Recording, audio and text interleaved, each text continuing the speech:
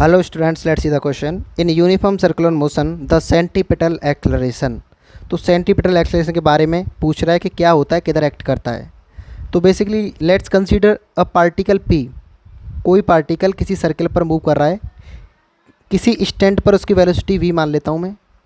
लेकिन ये पार्टिकल इस सर्कल पर मूव करने के लिए एक कंडीशन है कि इसके सेंटर की ओर हमेशा एक फोर्स लगेगा, उसको हम कहेंगे सेंट्रीपिटल फोर्स, और इससे जो एक्सेलरेशन प्रोड्यूस होगा उसको कहेंगे सेंट्रीपिटल एक्सेलरेशन। अगर ये सेंट्रीपिटल एक्सेलरेशन नहीं होगा तो ये पार्टिकल सर्कल पर मूव नहीं कर सकता है। यानी किसी भी स्टैंड पर अगर देखेंगे, लेट से कोई पार्टिकल बी पॉइंट पर था, तो बी पॉइंट पर सेंटर की तरफ एक्सेलरेशन लगेगा, सेंट्रीपिटल एक्सेलरेशन। किसी भी स्टैंड पर देखोगे तो हमेशा सेंटर की ओर एक एक्सेलरेशन लगेगा, जिससे एक फोर्स भी जनरेट होगा। तो सेंट्रीपिटल जो एक्सेलरेशन होता है वो हमेशा क्या होता है, toward the centre of the circle, हमेशा सेंटर की ओर लगेगा, ये बात सही है।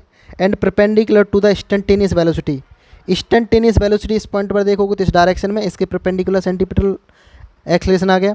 इस वाले पॉइंट पर देखोगे तो टेंजेंशियल, जहाँ पे इंस्टेंटेनियस स्पीड होगी इस डायरेक्शन में एंड एक्सेलरेशन होगा इस डायरेक्शन में।